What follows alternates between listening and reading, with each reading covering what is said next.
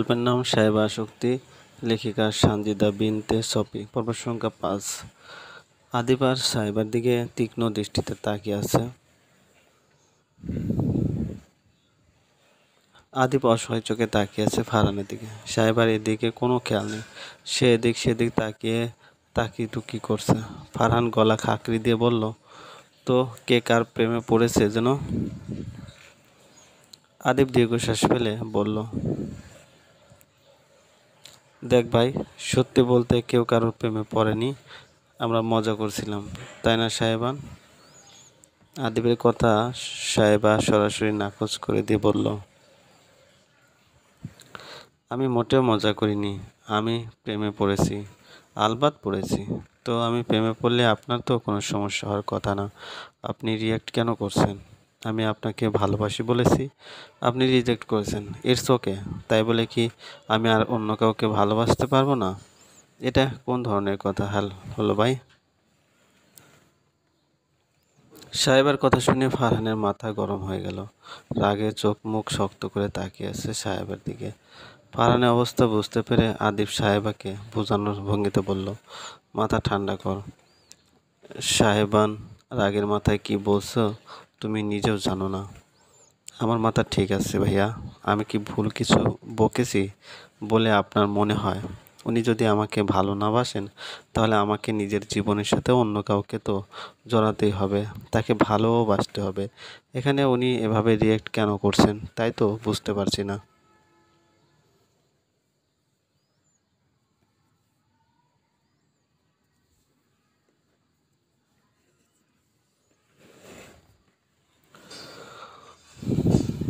ফাঁকা ক্লাসরুমটা এখন আদিবের কাছে ভয়ঙ্কর কোনো কাল কুঠুরি মনে হচ্ছে।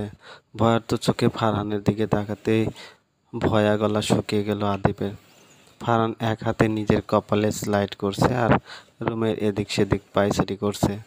হঠাৎ করে আদিবকে টেনে রুম থেকে বের করে দিয়ে নিজের সর্বশক্তি দিয়ে দরজা বন্ধ করে দিল সে। রক্তাক্ত চোখে সাহেবার দিকে ঘুরে তাকাতেই ভয়ে কাঁপতে লাগলো সাহেবা। জোকের বসে অনেকটা বেশি বলে ফেলেছে, এখন বুঝতে পারছে। ফারহানকে নিজের দিকে এগিয়ে আসতে কাঁপা কাঁপা গলায় বলল, দরজা বন্ধ করলেন কেন আপনি? আমাকে যেতে দিন, আমি কিন্তু চিৎকার করব। করো করো চিৎকার।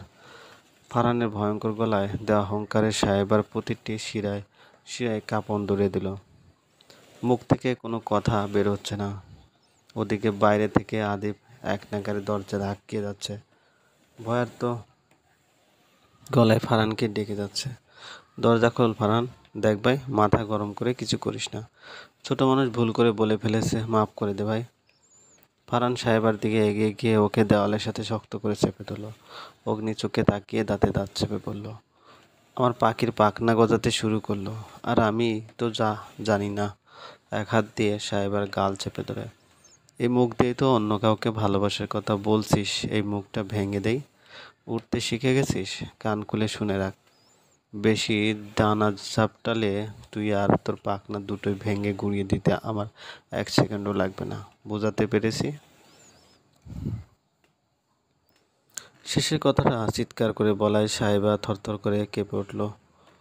হাত আর গলায় এত জোরে ধরেছে মনে হচ্ছে ভেঙেই যাবে ব্যথায়। চোখ দিয়ে অঝরে পানি ঝরছে। সাহেবাকে চুপ থাকতে দেখে ফারহান হুঙ্কার দিয়ে বলল, কি হলো, কথা কানে যায়নি? সাহেবা ভয়ে ভয়ে মাথা নাড়তেই ফারহান ধমকে উঠল, ইউজ ইউর ওয়ার্ডস। হ্যাঁ। সাহেবার কথা শুনে ফারহান সাহেবার গলা ছেড়ে দিয়ে কপালের সামনের অগাছুলো চুল গুছিয়ে দিতে দিতে বলল, গুড। আর কোনো দিন প্রেম করার ইচ্ছা হবে?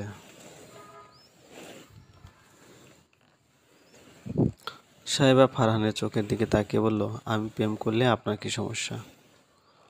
ফারহান সাহেবাকে নিজের সাথে চেপে ধরে বলল, কারণ তুই আমার, একমাত্র আমার। তোর একটা ধূলিকণার ভাগও আমি কাউকে দিব না, বুঝেছিস আমার ধুলোর রানী? সাহেবা অবাক চোখে তাকিয়ে আছে ফারহানের দিকে। খুশি হবে না রাগ করবে ভেবে পাচ্ছে না। সবার সামনে এভাবে অপমান করে রিজেক্ট করে এখন এইসব ঢং মার্কা কথা বলতে এসেছে। সাহেবা কটমট করে তাকালো ফারহানের দিকে, ধাক্কা দিয়ে সরিয়ে দিয়ে বলল,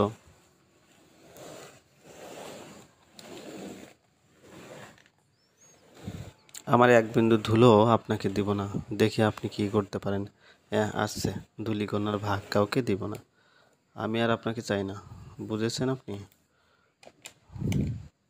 সাহেবের রাগ দেখে ফারহান বাঁকা হাসল। সাহেবার দিকে ঝুঁকে মন্থর গলায় বলল, আমি চেয়েছি তোর কাছে, আমার জিনিস আমার তোর কাছ থেকে নিতে হবে কেন? সময় হলে আমি নিজেই নিয়ে নিব। সাহেবা ফারহানের দিকে ক্রুর চোখে তাকিয়ে দরজা খুলে হনহন করে বেরিয়ে গেল। বারান্দায় আদিব অস্থিরভাবে পায়চারি করছে।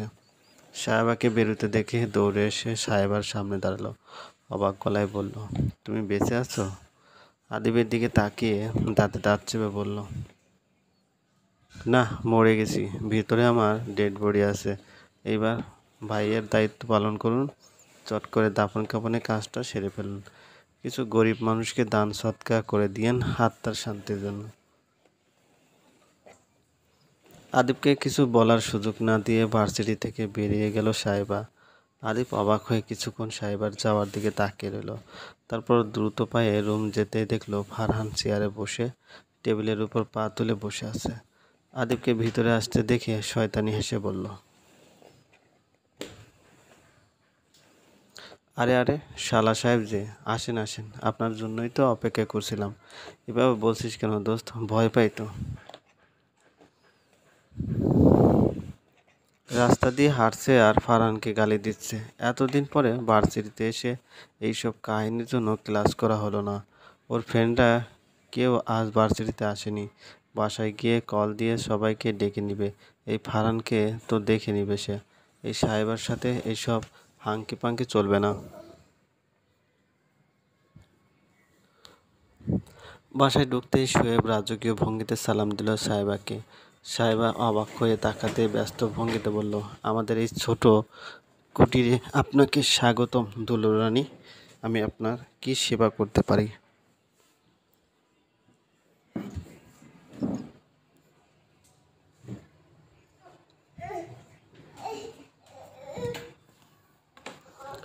সাহেবা দরজার বাইরে থেকে পায়ের জুতো খুলে ছুঁড়ে মারল শোয়েবের দিকে।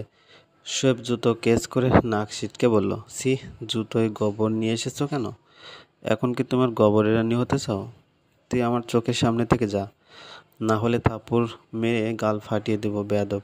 ইস, আসছে থাপ্পড় মারতে। আমিও তাহলে সবাইকে বলে দেবো তুমি রাস্তায় ঘোরাঘুরি খাও গায়ে ধুলো মাখার জন্য। নিজেকে ধুলোর রানী মনে করে আকাশে বাতাসে উড়ে কিছু হয়নি। সব আমাদের হ্যান্ডসাম ফারহান ভাইয়ের কোলে ওঠার ধান্দা। বুঝি বুঝি, সব বুঝি। সাহেবা শোয়েবের দিকে কটমট করে তাকিয়ে উচ্চস্বরে মা বলে ডাকতেই সাহেবার মা খুন্তি হাতে বেরিয়ে এলো রান্নাঘর থেকে। দুজনকে শাসিয়ে বলল, আর একবার যদি তোদের এভাবে ঝগড়া করতে দেখেছি তাহলে দুজনকে এই রাস্তার মাথায় বসিয়ে দিয়ে আসবো। তখন করিস অসভ্য ছেলে মেয়েদের মতো ঝগড়া। আমার বাড়িতে এইসব চলবে না। আরেকটা কথাও যেন না শুনি আমি। সাহেবার মা রান্নাঘরে যেতেই সাহেবা শোয়েবের দিকে রাগী চোখে তাকিয়ে ধোপাধোপ পা ফেলে নিজের রুমে চলে গেল। চলবে। গল্পটি ভালো লাগলে অবশ্যই লাইক করবেন, কমেন্ট করে জানিয়ে দেবেন। আর চ্যানেলে যদি নতুন হয়ে থাকেন অবশ্যই সাবস্ক্রাইব করবেন, পাশে থাকা বেল আইকনটি প্রেস করে রাখবেন যাতে নতুন নতুন ভিডিও আপলোড করার সাথে সাথে আপনার নোটিফিকেশন চলে যায়। অলরেডি যারা সাবস্ক্রাইব করে গেছেন তাদেরকে অসংখ্য ধন্যবাদ।